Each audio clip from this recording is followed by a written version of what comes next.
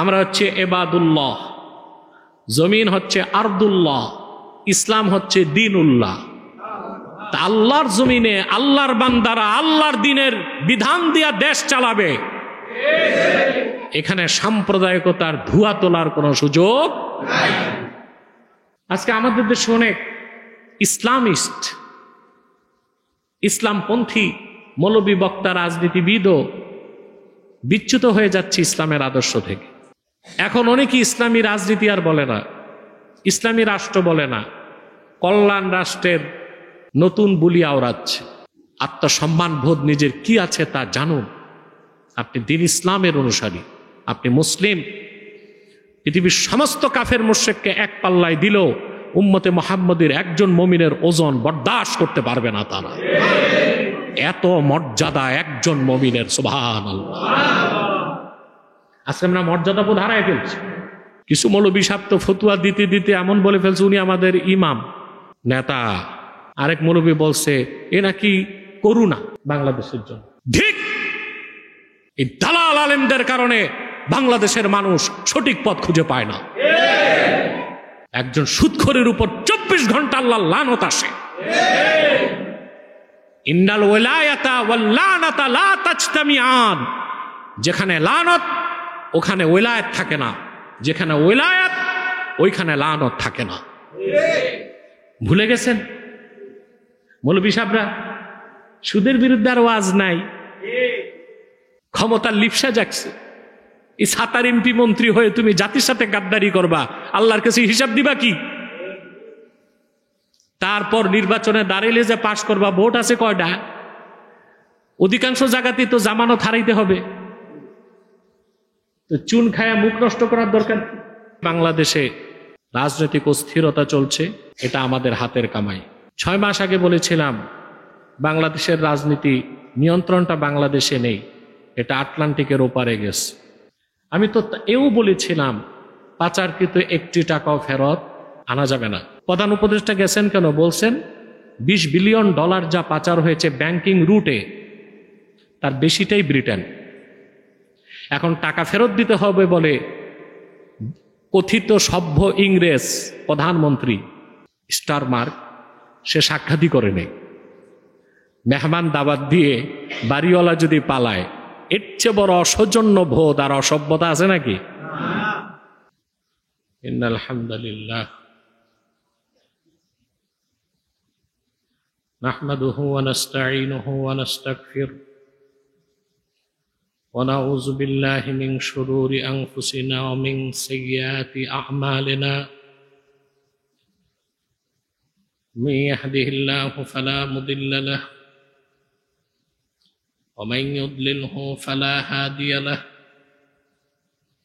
ونشهد أن لا إله إلا الله وحده لا شريك له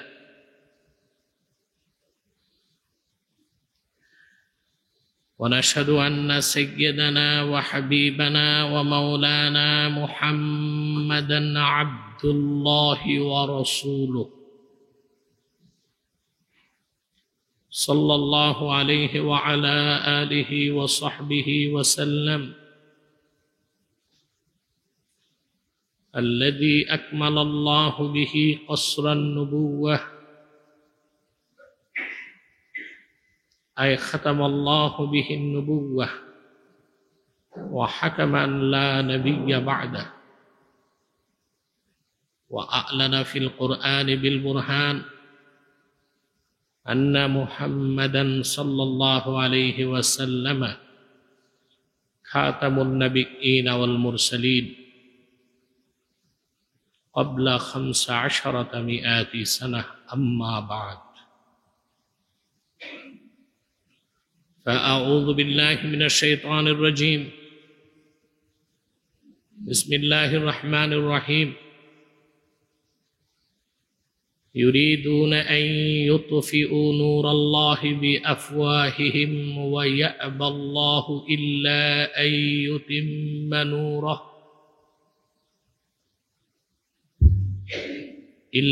أن يتم نوره ولو كره الكافرون.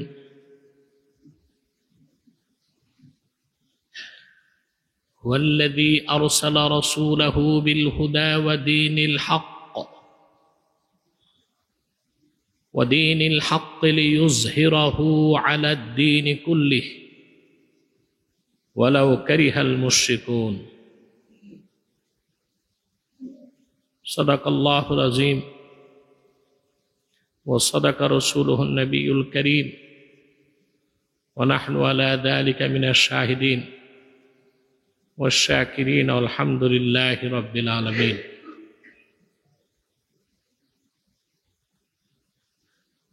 সম্মানিত সুধীবৃন্দ,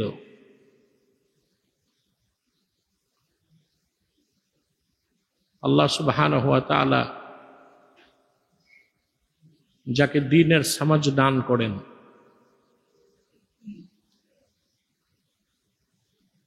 দ্বীনের উপর চলার তৌফিক দান করেন, দ্বীনের অনুবর্তী হবার সুযোগ দেন, সেই আল্লাহর কাছে প্রিয় পাত্র। তার মর্যাদা গ্রহণযোগ্যতা আল্লাহর কাছে অনেক বেশি।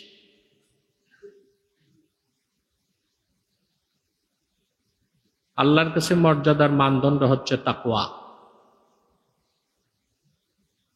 কার বিদ্যা বুদ্ধি কতটুক, যশ খ্যাতি কতটুক, বিত্ত বৈভব কতটুক, আর ডিগ্রি আছে কত, পুরস্কার আছে কত, এগুলো আল্লাহর কাছে ধর্তব্য কোনো বিষয় নয়। আল্লাহ তাআলা কোরআন কারীমে ইরশাদ করেছেন, ইয়া আইয়ুহান নাসু ইন্না খালাকনাকুম মিন যাকারিন ওয়া উনসা ওয়া জাআলনাকুম শুউবান ওয়া ক্বাবাইলা লিতাআরাফু ইন্না আকরামাকুম ইনদাল্লাহি আতকাকুম। তোমাদের মধ্যে আল্লাহর কাছে মর্যাদাবান সম্মানিত সেই যার তাকওয়া বেশি। এই তাকওয়া হচ্ছে পূর্ণাঙ্গ দ্বীনের উপর আমল। দ্বীনকে প্রত্যেকেই বিশ্বাস করে, দ্বীনের ক্ষুদ্রাতি ক্ষুদ্র কোনো বিষয়কে অস্বীকারী মুসলিম নয়, সে কাফের বলে গণ্য হবে। আমলের ক্ষেত্রে কনসিডারেশন আছে। অতএব পূর্ণাঙ্গ দ্বীনকে বিশ্বাস করে সর্বোচ্চ সাধনার সাথে দ্বীনের উপর দায়েম কায়েম থাকাটাই তাকওয়া। আল্লাহ তাআলা কোরআন কারীমে যেটা সূরা আনকাবুতে বলেছেন, ওয়াল্লাযীনা জাহাদু ফীনা লানাহদিয়ান্নাহুম সুবুলানা ওয়া ইন্নাল্লাহা লামাআল মুহসিনিন। আর আমার বান্দাদের মধ্যে আমি আল্লাহর স্বার্থে আমাকে পাবার জন্য যারা প্রাণান্তকর প্রচেষ্টা ব্যয় করে, আমার কাছে পৌঁছার জন্য সব পথ আমি তাদের দেখায় দেব। নিশ্চয় আল্লাহ আছেন মহসিন বান্দাদের সাথে। এই মহসিন বান্দারাই মুত্তাকি, মুত্তাকিরাই মহসিন। ব্যাখ্যাটা পাওয়া যায় অন্য জায়গায়। আল্লাহ তাআলা বলেন, ওয়াকাতিলুল মুশরিকিনা কাফাতান কামা ইউকাতিলুনাকুম কাফাহ ওয়া'লামু আন্নাল্লাহা মা'আল মুত্তাকিন। আল্লাহ বলেন, মুশরিকরা যেভাবে তোমাদের সাথে সর্বাত্মক লড়াই করে, তোমরাও সেভাবে সর্বাত্মক লড়াইতে ঝাঁপিয়ে পড়ো। জেনে রেখো আল্লাহ আছেন মুত্তাকিদের সাথে। ওখানে বললেন আল্লাহ আছেন মহসিনদের সাথে, এখানে বললেন আল্লাহ আছেন মুত্তাকিদের সাথে। তাহলে বোঝা যাচ্ছে মুত্তাকিরাই কি মহসিন। তাহলে দ্বীনের উপর পরিপূর্ণভাবে অটল অবিচল থেকে দ্বীন মোতাবেক চলাটাই তাকওয়া, এটাই মুজাহাদা।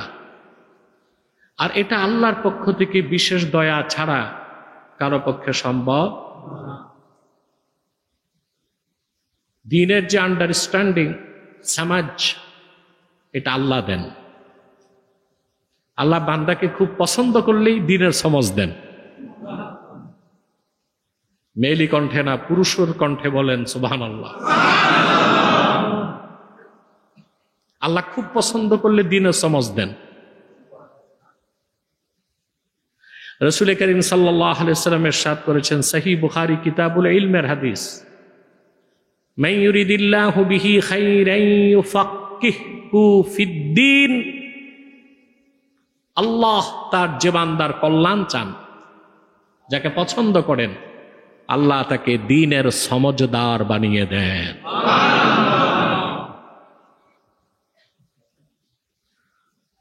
দুঃখ এবং পরিতাপের বিষয়, আমরা অধিকাংশ মুসলমান দ্বীনের সমজটাই পাই নাই, দ্বীনের পরিচয়টাও পাই নাই। বিশ্বব্যাপী মুসলমানদের উপর যে নির্যাতন নিপীড়ন, তার মূলভূত কারণ হচ্ছে একটাই, মুসলমানদের দ্বীন থেকে দূরে সরে যাওয়া। আজকে যদি বলি বাংলাদেশে রাজনৈতিক অস্থিরতা চলছে, এটা আমাদের হাতের কামাই। 6 মাস আগে বলেছিলাম বাংলাদেশের রাজনীতি নিয়ন্ত্রণটা বাংলাদেশে নেই, এটা আটলান্টিকের ওপারে গেছে। প্রমাণ পেয়েছেন? এখন সময় কত?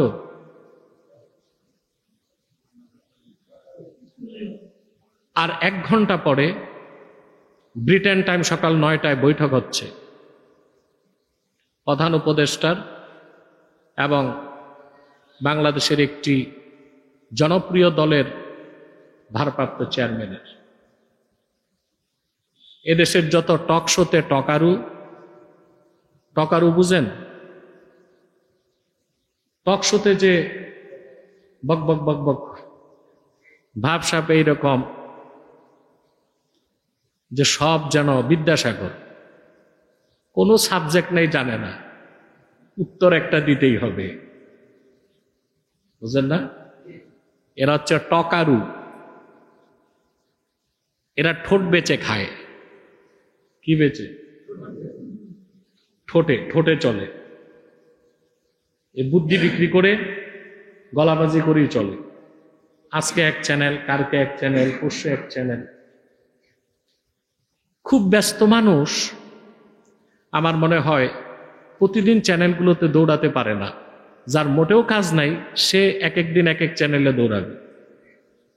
কত স্যাটেলাইট চ্যানেল মিডিয়া আমাকে ডাকে স্টুডিওতে যেতে। আমি বলছি আমার এই টাইম কই? ঢাকা যেতে 4 ঘন্টা, আসতে 4 ঘন্টা, 8 ঘন্টা, 1 ঘন্টা যদি কথা বলি, এই 9 ঘন্টা কই? তো তাদের মধ্যে যারা অতি উৎসাহী, তারা স্টুডিও নিয়ে চলে আসে আমার কাছে সাক্ষাৎকার বক্তব্য নিতে। এই টকশোর টকারু, অতিমাত্রায় পণ্ডিত, কথিত বুদ্ধিজীবী, কলামিস্ট, তাদের সবার দৃষ্টি এখন লন্ডনের দিকে। তাহলে বোঝা যাচ্ছে বাংলাদেশের রাজনৈতিক সংকটের সমাধান হবে কই? তাহলে কি রাজনীতির নিয়ন্ত্রণটা আমাদের হাতে? বলতে পারেন আটলান্টিকের ওপারে তো আমেরিকা, ব্রিটেন হচ্ছে প্রশান্তের ওপারে। গ্লোবাল পলিটিক্সে আমেরিকার পেয়াদা হিসেবে কাজ করে ব্রিটেন। আমেরিকার এজেন্ডাগুলো বাস্তবায়ন করে কে? ব্রিটেন। অতএব যত চক্রান্ত, ষড়যন্ত্র, এসব হচ্ছে আমেরিকার, ভেন্যুটা হচ্ছে ব্রিটেন। এ হচ্ছে আমাদের জাতীয় জীবনের সংকট। আর আন্তর্জাতিক বিশ্বে যদি তাকান, আপনারা শুনলে কষ্ট পাবেন। এই পৃথিবীর সন্ত্রাসী অবৈধ রাষ্ট্র ইসরায়েল ইরানে হামলা করেছে, শুনেছেন না আপনারা? গতকাল গভীর রাত সেখানে ইরানের IRGS এর প্রধান নিহত হয়েছে। এটা হচ্ছে পশ্চিমা ইহুদি খ্রিস্টানদের সমন্বিত প্রয়াস। মধ্যপ্রাচ্যে অশান্তির আগুন যেন জ্বলে, সেজন্য তারা তাদের পাগলা কুকুর নেতানিয়াহুকে ব্যবহার করছে। তবে ইসরায়েলের ধ্বংস অনিবার্য, আজ হোক আর কাল হোক। কিন্তু যতটুক অস্থিরতা আমাদের মধ্যে, রাজনৈতিক সংকট, সামাজিক ব্যাধি, অর্থনৈতিক মন্দা, কাফের মুশরিক তাগুতের অত্যাচার, এ সব কিছু আমাদের হাতের কামাই। আমরা দিন থেকে দূরে সরে যাচ্ছি। আবার দিনে ফিরে আসার আগ পর্যন্ত এর কোনো সমাধান। 10 মাস বলছেন সংস্কার হবে, একটাও কি হয়েছে? এখন সংস্কার হচ্ছে কোথায়? বিলেতে। কোথায়? 10 মাস মানুষ অপেক্ষা করছে এই বিলেতি সমস্যার সমাধানের জন্য। আমি তো এও বলেছিলাম পাচারকৃত 1টি টাকাও ফেরত আনা যাবে না। তো প্রধান উপদেষ্টা গেছেন কেন? বলছেন $20 বিলিয়ন যা পাচার হয়েছে ব্যাংকিং রুটে, তার বেশিটাই ব্রিটেন। এখন টাকা ফেরত দিতে হবে বলে কথিত সভ্য ইংরেজ প্রধানমন্ত্রী স্টারমার্ক সে সাক্ষাৎই করে নেই। মেহমান দাওয়াত দিয়ে বাড়িওয়ালা যদি পালায়, এর চেয়ে বড় অসৌজন্য বোধ আর অসভ্যতা আছে নাকি? আমাদের দেশের কিছু মানুষ সভ্যতা শিখতে চায় ইংরেজদের কাছ থেকে। ইংরেজদের ইতিহাসে চুরি, ডাকাতি, সহিংসতা, সন্ত্রাস ছাড়া কি আছে? ছোট ছোট চোরেরা টাকা পাচার করছে বড় চোরের কাছে। 1757 সালে ইংরেজরা উপমহাদেশে আসার আগে বিশেষ করে বাংলাদেশের মানুষগুলো ছিল সরল সহজ, অতিথি পরায়ণ, সাদা মনের মানুষ। এরা চুরি জানতো না, দুর্নীতি জানতো না, ঠকবাজি জানতো না, ঠিক না? কিন্তু সাগর মহাসাগর পাড়ি দিয়ে ইংরেজ বেনিয়ারা যখন আসলো, চুরি, সন্ত্রাসী, বাটপারি, টাউটারি, মানুষকে ঠকানো, প্রতারণা, মুনাফিকি, গাদ্দারি, এগুলো আমদানি করলো উপমহাদেশে। আর উপমহাদেশ থেকে আমাদের সম্পদগুলো চুরি করে রপ্তানি করলো বিলেতে, ঠিক তাই না? তো ওরা টাকা ফেরত দিবে না। মিল পেয়েছেন কথা? আল্লাহ দিনে ফিরে আসতে হবে। দিন ইসলামের বাইরে অন্য কোন সভ্যতা, সংস্কৃতি, রাজনৈতিক পন্থা, রাজনৈতিক বন্দোবস্ত আপনার আমার মুসলিমের কোনো মুক্তি দিতে, ওরাই তো মুক্তি পায় না, আপনাদেরকে মুক্তি দিবে কি করে? পারবে? কথা বলেন। তাহলে ফিরে আসতে হবে কি? দিনে। দিন শুধু বিশ্বাস করে মুসলিম হলে হবে না, দিনের অনুসরণ করে মহসিন হতে হবে, মুত্তাকি হতে হবে। রাসূল করিম সাল্লাল্লাহু আলাইহি ওয়াসাল্লাম ইরশাদ করেছেন, আবু দাউদ শরীফে হাদিসটি এসেছে 3462 নম্বর হাদিস। রাসূল করিম সাল্লাল্লাহু আলাইহি ওয়াসাল্লাম ইরশাদ করেছেন, ইযা তাবায়াতুম বিল আইনা ওয়া আখাযতুম আযনাবাল বাকর ওয়া রাদিতুম বিয-যার'i ওয়া তারাকতুমুল জিহাদ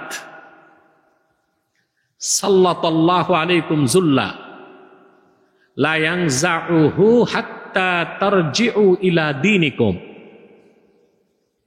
আল্লাহ হাবিব সাল্লাল্লাহু আলাইহি সাল্লাম ১,৫০০ বছর আগে উম্মতকে সাবধান করেছেন, তোমরা যখন ব্যবসা বাণিজ্য করবে হারাম তরিকায়, ইনা ইনা হচ্ছে আল বাইআতুল্লাতী তাতাশাব্বাহু বির রিবা, অর্থাৎ যেই ব্যবসাটা পুরাপুরি সুদ না, সুদের সাদৃশ্য রাখে, অর্থাৎ বাহানা করে সুদ খাওয়া, বাহানা করে সুদ খাওয়া আছে আমাদের দেশে। সুদের নাম কি আর সুদ আছে? ইন্টারেস্ট, লভ্যাংশ, মুনাফা, মাইক্রো ক্রেডিট, সুদের নাম সব চেঞ্জ হয়ে গেছে। এটা বাহানা। এটা কি? সুদখোর বলবে না সুদ না তো, মুনাফা দিচ্ছি, আপনার টাকা আমি ব্যবসায় লাগাইছি, আমিও খাইলাম আপনিও খান, ঠিক না? এটা বাংলাদেশে ব্যাপক আকার ধারণ করেছে। আর গরুর লেজকে আঁকড়ে ধরবে, কৃষিকাজে সন্তুষ্ট হবে, জিহাদকে ছেড়ে দিবে। আমরা জিহাদ ছেড়ে দিছি না? ইসরায়েল এবং ফিলিস্তিন যুদ্ধের ক্ষেত্রে বাংলাদেশের তথাকথিত তালেবর, বুইফোর, আতেল বুদ্ধিজীবীরা আরব বিশ্বের শাসকদের দিকে আঙ্গুল তুলে যে ওনারা কি করতেছে। তো প্রশ্ন হচ্ছে, বাবা তুমিও তো মুসলমান, তুমি কি করতেছো? শুধু সরওয়ার্দী উদ্যানে যে মার্চ ফর গাজা করে ভাবছো একেবারে দুনিয়া উল্টায় দিস। এখন আমরা যদি বলি বাংলাদেশ থেকে রিক্রুট করা হবে 1 লক্ষ মুজাহিদ যুদ্ধ করবে ফিলিস্তিনের পক্ষে, ইসরায়েলের বিপক্ষে, এই মুসলিম নামধারী বুদ্ধিজীবীরা আমাদেরকে সন্ত্রাসীর তকমা দিবে। এরা এত বড় হারামজাদা। সমাধান তো এইটাই। সমাধান কি? জিহাদুন ফি সাবিলিল্লাহ, শোর্ড অফ জাস্টিস, ইনসাফের তরবারি যেদিন মুসলমান হাতে তুলে নিবে, কিসের ইসরায়েল, দুনিয়ার সমস্ত পরাশক্তি মুসলমানের পায়ে চুম্বন করতে বাধ্য হবে। এই জিহাদের কথা বললেই এই তালেবর বুদ্ধিজীবীরা বলবে এ তো উগ্রবাদী, সন্ত্রাস। তো সমাধান শুধু কলমের খোসায় করতে চাও না, বাংলাদেশে বসে ব্যানসন সিগারেটে ফু দিয়া চায়ের কাপে ঝড় তুলে 2 কলম লিখে ওনারা ইসরায়েলকে পরাস্ত করে দিবে। এরা কত বড় মুনাফিক! আঙ্গুল তোলে আরব বিশ্বের শাসকদের দিকে। ওনারা যতটুক করার তো করছেই, কিন্তু ওনাদের কারণে যদি 3য় বিশ্ব যুদ্ধ শুরু হয়ে যায়, নিউক্লিয়ার ওয়ার, এটা কি কাজের কাজ হবে? কথা বলেন। ওনারা বুঝে শুনে যতটুক সহযোগিতা করার ততটুক করছে, কিন্তু সামরিক হস্তক্ষেপ ইসরায়েলে করতে পারে 3টা দেশ, তুরস্ক, মিশর, সিরিয়া। কারণ এগুলোর সীমান্তে ইসরায়েল। সবচেয়ে বেশি দায়বদ্ধ হচ্ছে তুরস্ক। 1917 সালের আগে গোটা ফিলিস্তিন ছিল উসমানী খেলাফতের অধীন। এই ভূখণ্ডটা তুরস্কের। তুরস্ক এখন আমার ভূখণ্ড আমি ফিরিয়ে নিব বলে সামরিক অভিযান করতে পারে। এবং তুরস্ক ন্যাটো সদস্যভুক্ত, তার কাছে 100 অ্যাটম বোম আছে। কত? ন্যাটোর স্বার্থে সে ব্যবহার করতে পারবে 60টা, নিজের অস্তিত্ব রক্ষায় ব্যবহার করতে পারবে 40টা। সেও তো পারমাণবিক শক্তিধর। ভূখণ্ড ছিল তার, পাশে তার সীমান্তবর্তী রাষ্ট্র ইসরায়েল। সেই তুরস্ক চুপচাপ বসে আছে কেন? অথচ শুনলে কষ্ট পাবেন আপনারা, ইসরায়েলের সমস্ত তেল রপ্তানি হয় তুরস্ক থেকে, আজারবাইজান থেকে। আর দোষ দেয় আরব শাসকদের। ওনারা তো পায়ে পড়ে যুদ্ধে জড়াতে পারে না, এটা তো নির্বুদ্ধিতা।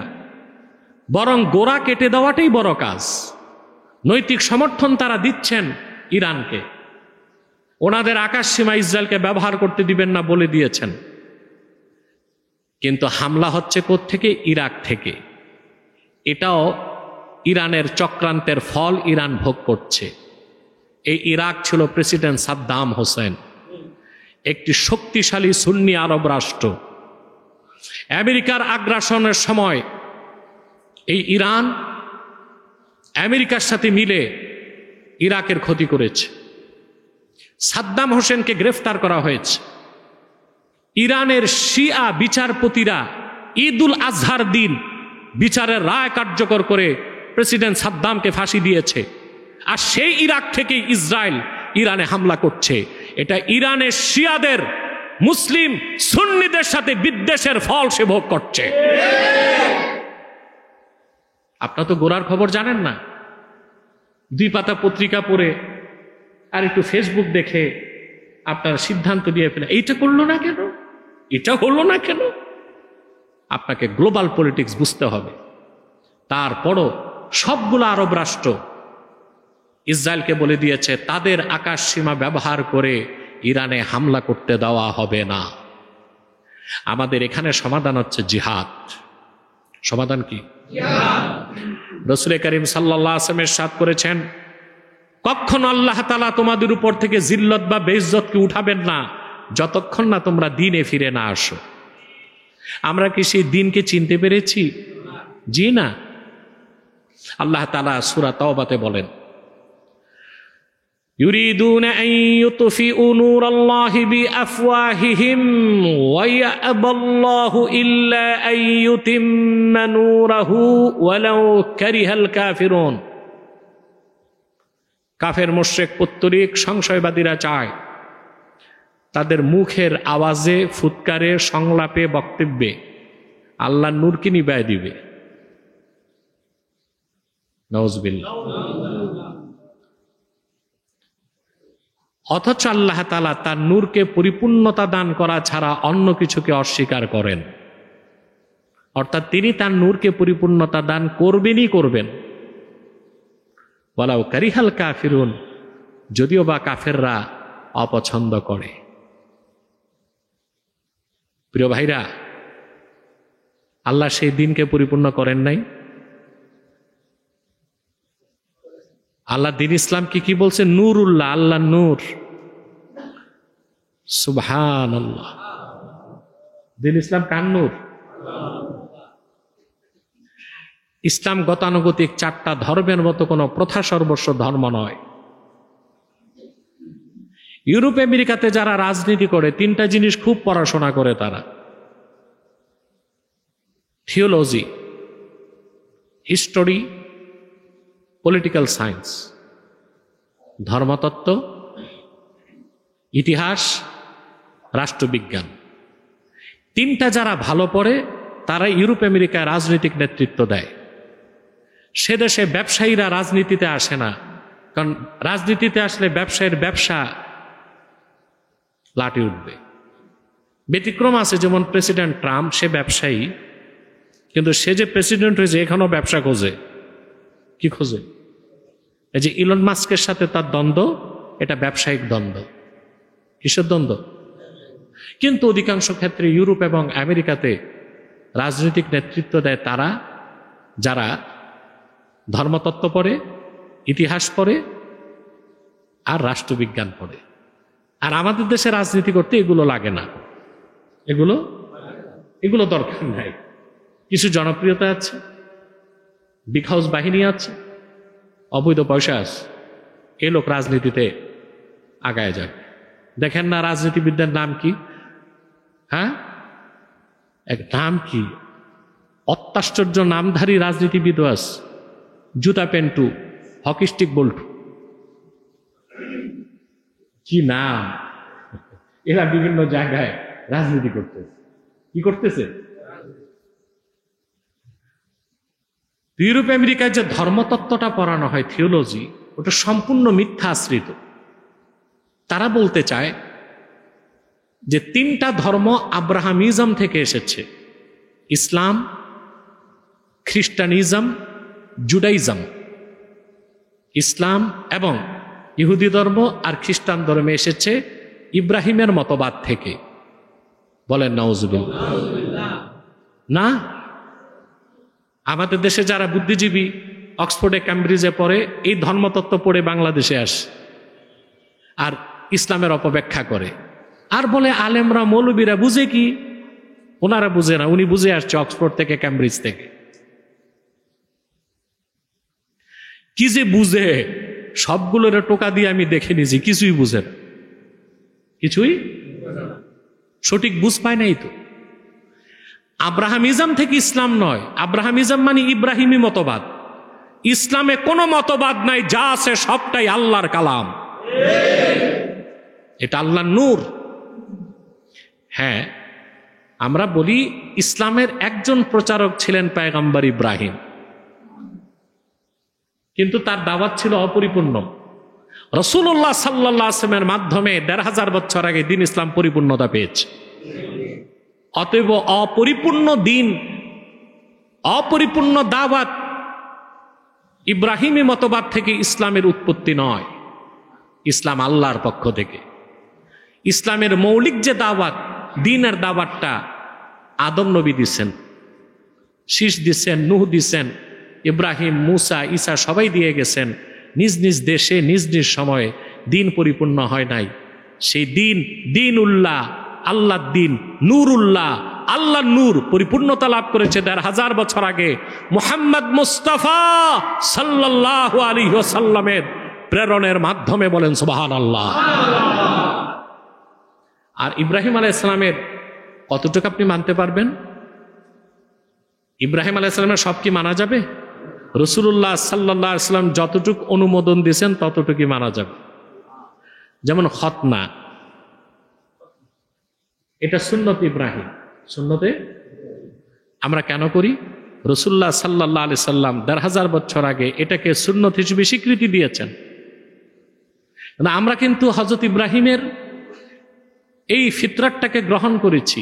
কিভাবে করেছি? তাফসীরের কিতাব সাক্ষ্য দেয় ইব্রাহিম আলাইহিস সালাম খতনা করেছেন ৭০ বছর বয়সে। আর আমরাও যদি খতনা ৭০ বছর বয়সে করি তো অনেকে বিনা খতনায় মারা যাবে। তাহলে ইব্রাহিম আলাইহিস সালামের রীতি বা ফিতরাত কতটুক মানতে হবে, কিভাবে, এটা নির্ধারণ করে দিয়েছে ইসলাম। অতএব আব্রাহামিজম থেকে ইসলাম নয়, ইসলাম আল্লাহর কাছ থেকে। আল্লাহ ইসলামকে বলেছেন নূরুল্লাহ, এটা আল্লাহর নূর, এটা আল্লাহ পরিপূর্ণ করে দিয়েছেন। সুবহানাল্লাহ বল। দ্বীন ইসলামের পরিচয় দিতে যে আল্লাহ তাআলা বলেন আল্লাহু ওয়ালিয়্যুল্লাযীনা আমানু ইউখরিজুহুম মিনায-যুলুমাতি ইলান-নূর। যারা ঈমানদার তাদের অভিভাবক আল্লাহ, তিনি তাদেরকে অন্ধকার সমূহ থেকে বের করে একটি নূরের দিকে আনেন। সে নূর কি? ইসলাম। সে নূর হচ্ছে ইসলাম। দ্বীন ইসলামের পরিচয় দিতে যে আল্লাহ তাআলা অন্যত্র বলেন, আল্লাহ তাআলা বলেন লা ইকরাহা ফিদ-দীনি ক্বাদ তাবায়্যানার রুশদু মিনাল গায়য়্যি ফামান ইয়াকফুর বিত-তাগুতি ওয়া ইউমিন বিল্লাহি ফাকাদ ইসতামসাকা বিল উরওয়াতিল উফকা। সুবহানাল্লাহ। দ্বীন ইসলামকে আল্লাহ বলেছেন উরওয়াতুন উফকা, শক্ত হাতল, যার এক প্রান্ত দুনিয়ায় আরেক প্রান্ত আল্লাহর জান্নাতে। লাংফিসাম আলাহা আয় লা ইনকিতা আলাহা, এই শক্ত হাতলের কোনো বিচ্ছিন্নতা নাই, নিরবিচ্ছিন্ন হাতল। এই দ্বীন ইসলাম যে আঁকড়ে ধরল, তার ফাইনাল ডেস্টিনেশন, চূড়ান্ত গন্তব্য হবে আল্লাহর জান্নাত। মাঝখানে তার কোনো বাধা থাকবে না, বলেন সুবহানাল্লাহ। দ্বীনের বিশ্বাস নাই, দ্বীনের আমল নাই, আমরা সহজেই বেহেশত কিনে ফেলতে চাই। কথা বলে ও কালেকশনের বক্তা একজনকে 10,000 টাকা দিলেই এক মুনাজাতে 14 গোষ্ঠী বেহেশতে পাঠানোর ব্যবস্থা করে। অথচ যে টাকা দিছে ও সুদখোর, আর দান করছে যে ওইটাও সুদের টাকা। কথা বল। অধীনস্থরা নেতা নেত্রীদের তৈলমর্দন করতে যে সার্টিফিকেট দেয়, আপনি তো জান্নাতি, এই সার্টিফিকেট যে দিল সেও আছে জাহান্নামের আযাবে, যারে দিছে সেও আছে জাহান্নামের আযাবে। কথা বলো। জাহান্নামে তো এখনো যায় নাই, মৃত্যু হয় নাই, আছে জাহান্নামের আযাবে। যে সার্টিফিকেট দিছে এই ভদ্রলোক মৌলবীও আছে জাহান্নামের আযাবে, যারে বেহেশতি বলছে সেও আছে জাহান্নামের আযাবে। নাফরমানি যখন চূড়ান্ত সীমা পেরিয়ে যায়, জমিনকে আল্লাহ কাফের মুশরিক তাগুতদের জন্য সংকুচিত করে দেন। সীমাহীন দুর্নীতি, সন্ত্রাস আর জুলুমের ফলে পলাতক নেত্রী আজকে কারাগারে বন্দী।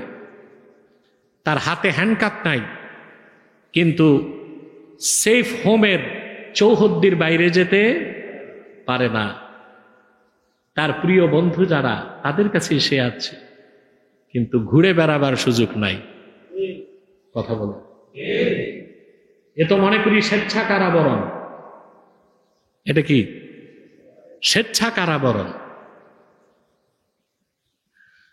পরবর্তী শাসকদেরকে ইব্রত হাসিল করতে হবে। ক্ষমতার দাম্পিকতা আল্লাহ তাআলা চূর্ণ করে দিতে পারেন নাঙ্গা, অভোর, কোমলমতি শিশু কিশোরদের মাধ্যমেও। পারেন কিনা? কি প্রচন্ড ক্ষমতা আল্লাহ তাআলার!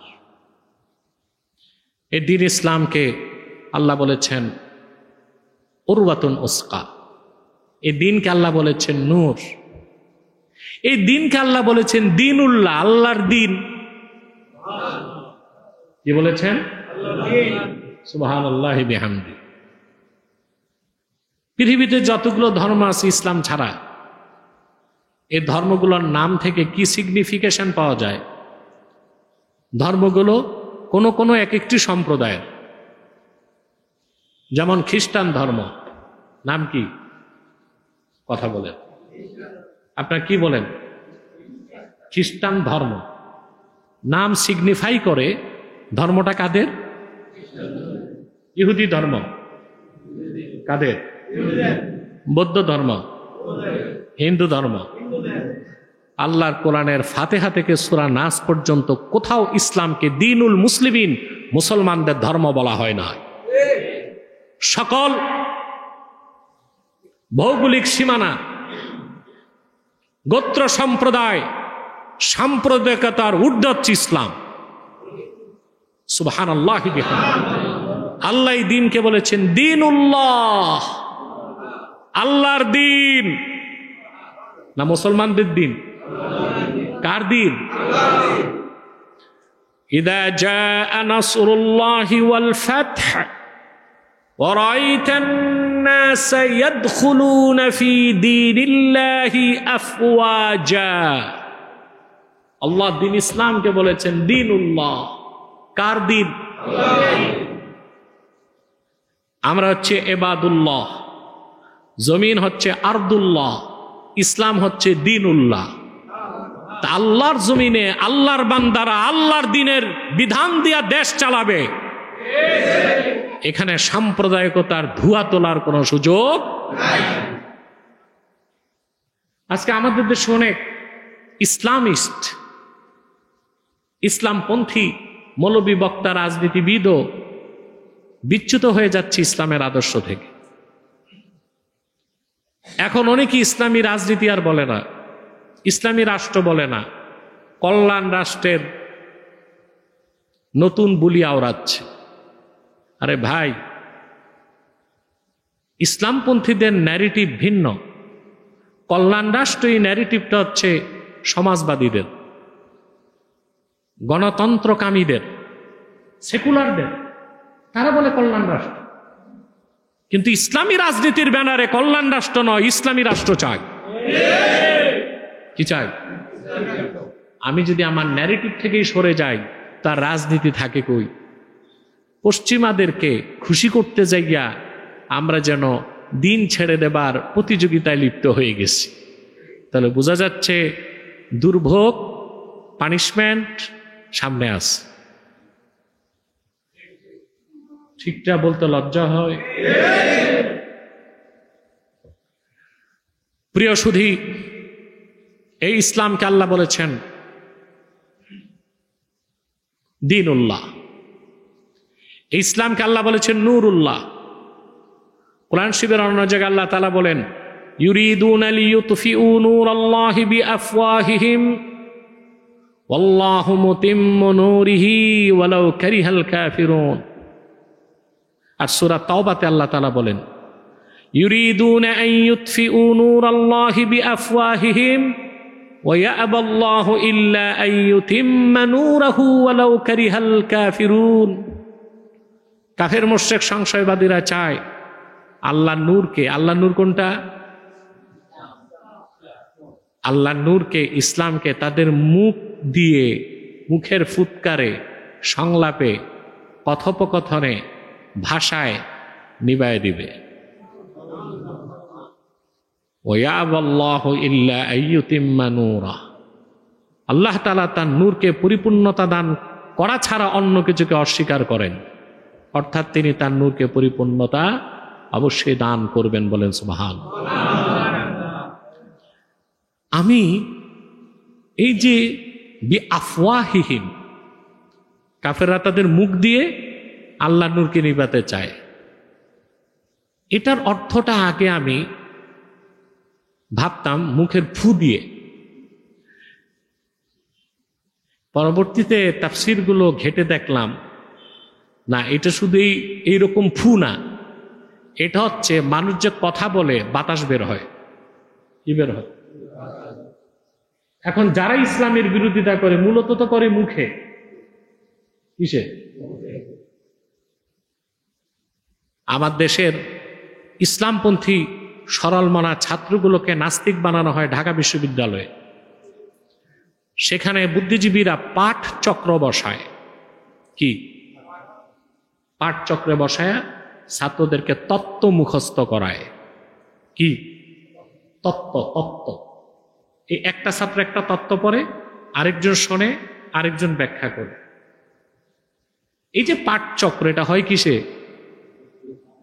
মুখে। হাতে কিন্তু না, লেখালেখি না, মুখে হয়। তা আমি অবাক হয়ে গেলাম যে কিয়ামত তক কাফের মুশরিক যারা কাফের মুশরিকরা অমুসলিম সম্প্রদায় ইসলামের বিপক্ষে যে অবস্থান নেবে মুখে কিভাবে, এটার হাতে নাতে প্রমাণ আমি দেখি ঢাকা বিশ্ববিদ্যালয়ের স্টাডি রুমগুলোতে।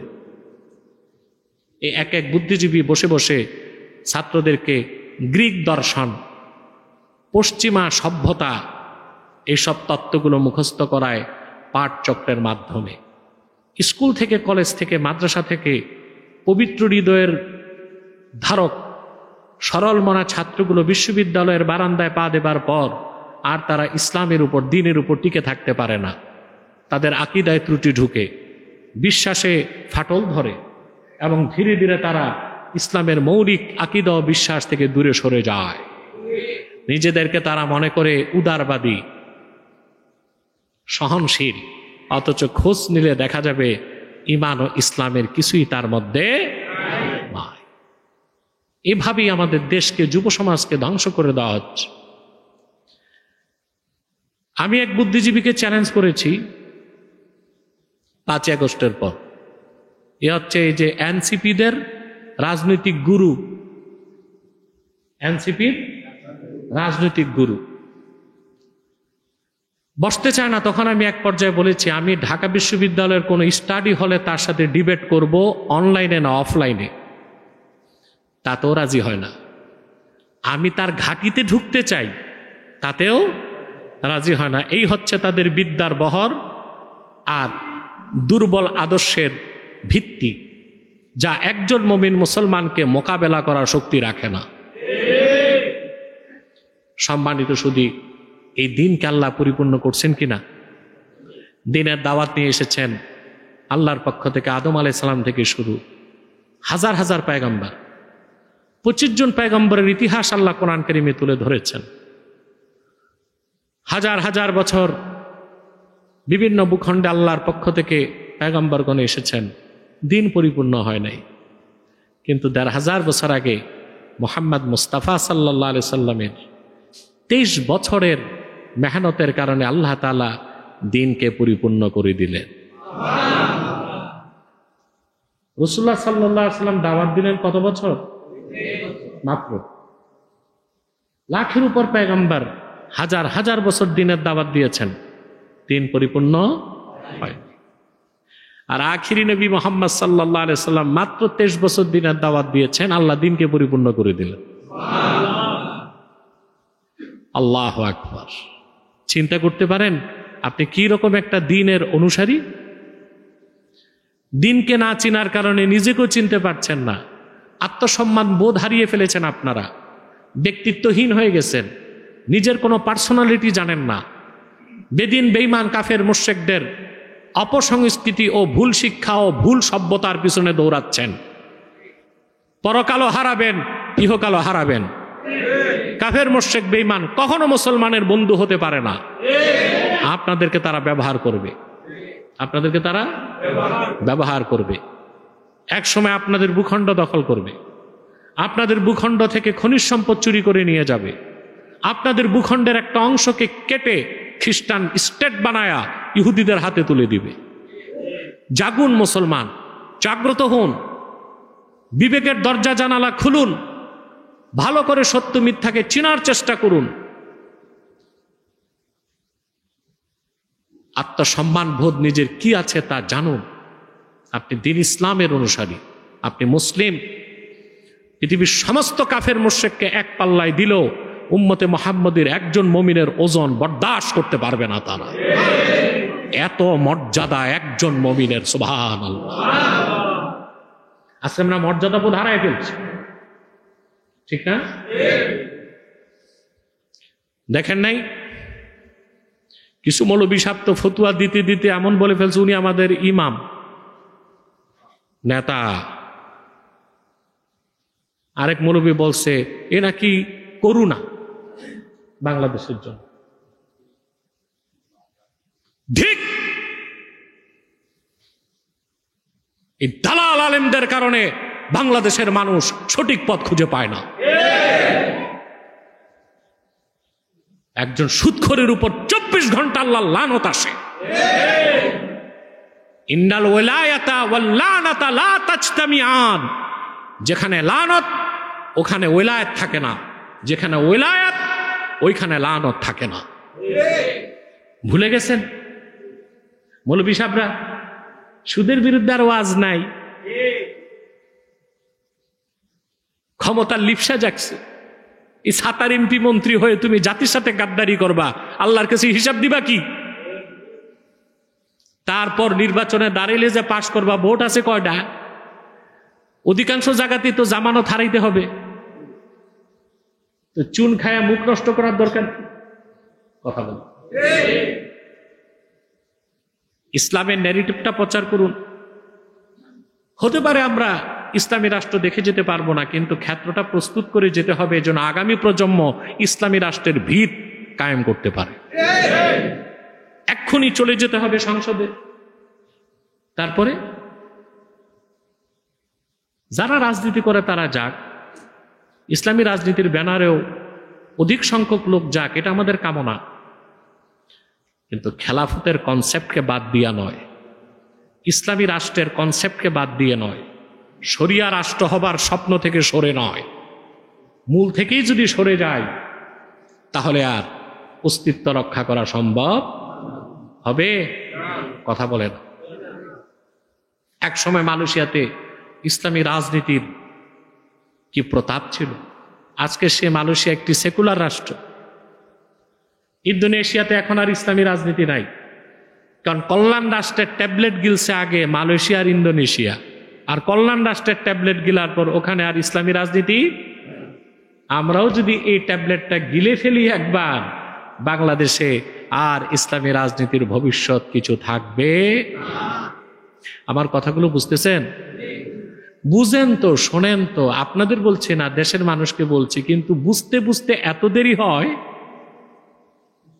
চোর এসে চুরি করে পালায় যায়, তারপরে চলে হায় হায় হইলটা কি। সম্মানিত সুধী, এই দিনকে আল্লাহ পরিপূর্ণ করে ঘোষণাটা দিলেন কিভাবে? সুবহানাল্লাহ। ঘোষণার দিন আল্লাহ নির্ধারণ করলেন বিদায় হজ্জের সময়। রাসূলুল্লাহ সাল্লাল্লাহু আলাইহি সাল্লাম আরাফার ময়দানে উপস্থিত ছিলেন। 1 লক্ষের উপর সাহাবী রাসূলুল্লাহর সামনে দাঁড়ায় ছিল। আসর নামাজের শেষ সময়, মাগরিব নামাজের কিছু আগে জিবরিল চলে আসছে। আল্লাহ ঘোষণা দিলেন, আল-ইয়াওমা আকমালতু লাকুম দীনাকুম ওয়া আতমামতু আলাইকুম নি'মাতি ওয়া রাদিতু লাকুমুল ইসলামা দীনা। বিশ্ববাসী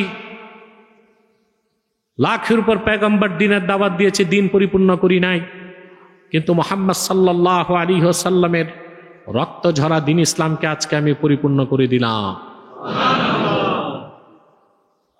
ওয়া আতমামতু আলাইকুম নি'মাতি, তোমাদের উপর আমার নেয়ামতকে পরিসমাপ্ত করলাম। ওয়া রাদিতু লাকুমুল ইসলামা দীনা, আই আখতারতু লাকুমুল ইসলামা দীনান ফাকাত, আর একমাত্র ইসলামকে আমি দিন হিসেবে মনোনীত করলাম। সুবহানাল্লাহ বলবেন।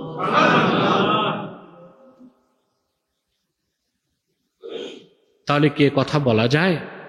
লাখের উপর পয়গম্বরের মেহনত এক পাল্লায় দিলেও আল্লাহর আখির নবী মুহাম্মদ সাল্লাল্লাহু আলাইহি সাল্লামের মেহনতের ওজন আরেক পাল্লায় ভারী হয়ে যাবে? বলা যায়? সুবহানাল্লাহ। পূর্বের নবীগণের কাছে দ্বীনের শিক্ষা নিয়ে জিবরিল এসেছেন, কারো কাছে একবার, কারো কাছে 2 বার, কারো কাছে 10 বার, কারো কাছে 300 বার, কারো কাছে 415 বার। আর বুখারী শরীফ সাক্ষ্য দেয় আল্লাহর হাবিবের কদমে জিবরিল এসেছেন 23 বছরে 24,000 বার। আল্লাহ দ্বীনকে পরিপূর্ণ করে দিয়েছে। সে দিন হচ্ছে নূরুল্লাহ, আল্লাহর নূর। সুবহানাল্লাহ। আল্লাহ যে ওয়াদা করেছিলেন, সে ওয়াদা আল্লাহ 1,500 বছর আগে তার হাবিব মুহাম্মদ সাল্লাল্লাহু আলাইহি সাল্লামের উপস্থিতিতে ওনার লক্ষাধিক সাহাবীর সামনে আল্লাহ সাক্ষী হয়ে দিন পরিপূর্ণ হওয়ার ঘোষণা দিয়ে দিলেন। এরপরে আল্লাহ আরেকটু ব্যাখ্যা তুলে ধরেন, ওয়াল্লাযী আরসালা রাসূলাহু বিল হুদা ওয়া দীনিল হক। তিনি সেই আল্লাহ যিনি আপন রসুল, নবীগণের মাথার তাজ মুহাম্মদ সাল্লাল্লাহু আলাইহি সাল্লামকে প্রেরণ করেছেন বিল হুদা, হেদায়েতের সাথে। ওইটা হলো কোরআন। সুবহানাল্লাহ। ওয়া দীনিল হক, ওইটা হচ্ছে পরিপূর্ণ দ্বীন ইসলাম। লিইয়ুযহিরাহু আলাদ দীনি কুল্লিহি, যেন তিনি দ্বীনকে সকল দ্বীনের উপর, দ্বীন ইসলামকে যেন সকল দ্বীনের উপর বিজয়ী করে দেন।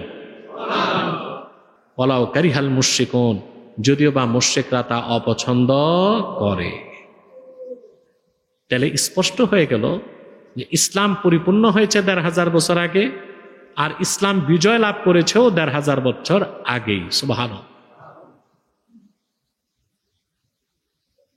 এবার আসুন, সকল দ্বীনের উপর কিভাবে ইসলাম বিজয়ী হলো। ইসলাম ছাড়া পৃথিবীতে যত ধর্ম আছে, হয় কুফরের অনুসরণ করে, নয় শিরকের অনুসরণ করে। কুফরবাদী নয় শিরকবাদী, ঠিক না? হিন্দু ধর্ম, বৌদ্ধ ধর্ম, জৈন ধর্ম, পার্সি ধর্ম, এসব হচ্ছে পৌত্তলিক, মুশরিক। এরা কি? আর ইহুদি খ্রিস্টানেরা হচ্ছে কাফের, বাকিরা হচ্ছে এদের অনুসারী। পরবর্তীতে যত মানবরচিত ধর্ম, মিথ্যা আশ্রিত ধর্ম সৃষ্টি লাভ করছে, ঘুরে ফিরে হয় ইহুদিদের অনুসারী, নয় খ্রিস্টানদের অনুসারী, নয় পৌত্তলিকদের অনুসারী। কথা বলেন। এখন দেখেন, 2 আয়াতে আল্লাহ 2টা কথা বলছেন। 32 নম্বর আয়াতে বললেন ওয়ালাউ কারিহাল কাফিরুন, 33 নম্বর আয়াতে বললেন ওয়ালাউ কারিহাল মুশরিকুন। যদিও কাফেররা অপছন্দ করে, পরে বললেন যদিও মুশরিকরা অপছন্দ করে। অর্থাৎ পৃথিবীর সকল ধর্মের উপর দ্বীন ইসলাম বিজয় লাভ করেছে। ইসলামের কোনো পরাজয় নাই। মুসলমানদের ভুলের কারণে তাদেরও পরাজয় নাই, বিপর্যয় আছে। মুসলমান যদি দ্বীনের উপর থাকে আর যুদ্ধে যদি সে হেরেও যায়, ওটা পরাজয় না, বিপর্যয়। ওটা কি?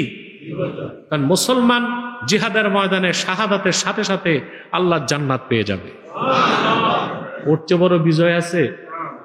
পৃথিবীতে সাময়িক পরাজয় হতে পারে, এটা হচ্ছে পরাজয় নয়, এটা হচ্ছে বিপর্যয়। মুসলমানদের অভিধানে পরাজয় নাই, 2টাই শব্দ, বিজয় নয় বিপর্যয়। পরাজয় বলে কোনো শব্দ। প্রিয় ভাই বন্ধুগণ, এখন আসেন, মক্কায় পৌত্তলিকরা পরাজিত হলো মক্কা বিজয়ের মাধ্যমে। কথা বলেন।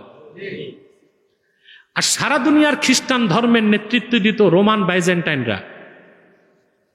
আল্লাহর হাবিব সাল্লাল্লাহু আলাইহি সাল্লাম যখন পত্র পাঠিয়েছিলেন রোম সম্রাট কাইসারের কাছে, ইতিহাসে রোমান সভ্যতা পড়ছেন না? এই রোমানদের সভ্যতার শীর্ষে যখন তারা, তখন ছিল সম্রাট হেরাকলা।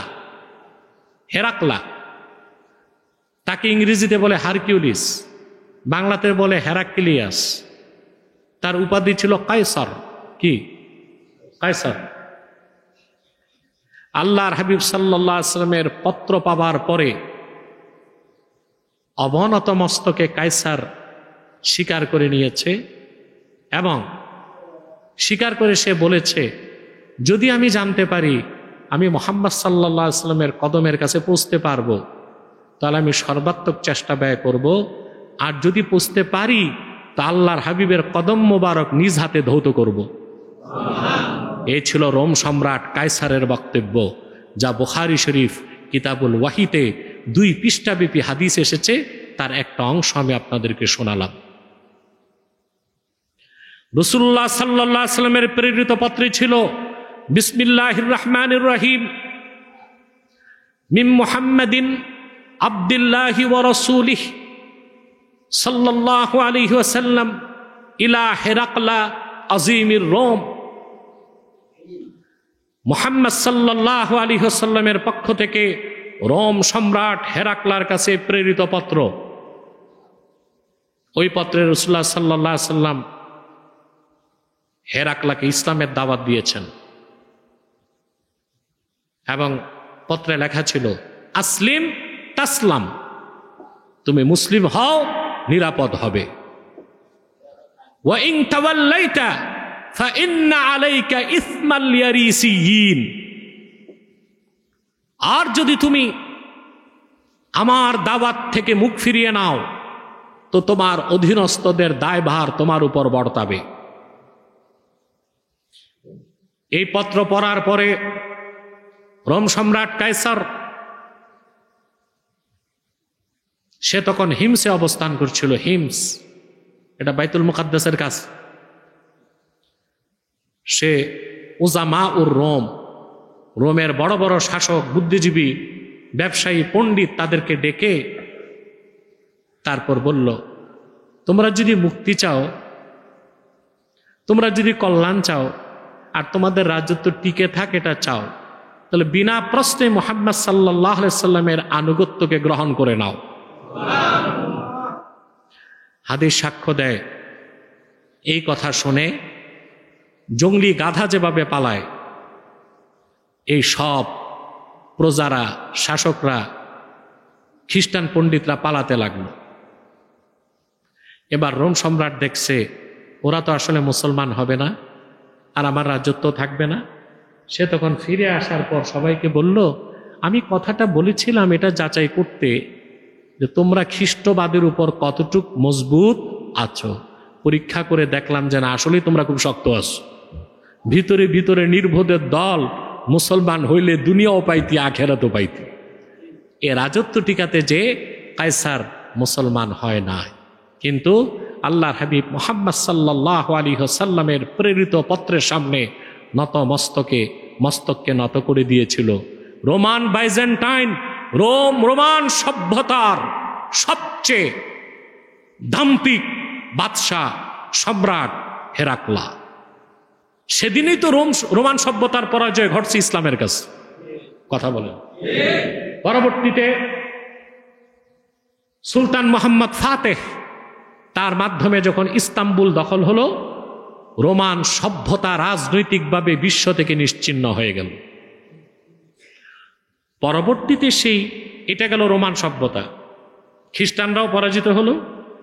মাদিনা মুনাওয়ারাতে থাকতো খায়বারে ইহুদিরা, তারাও পরাজিত হলো। মক্কার মুশরিক পৌত্তলিকরাও পরাজিত হলো। কথা বলেন।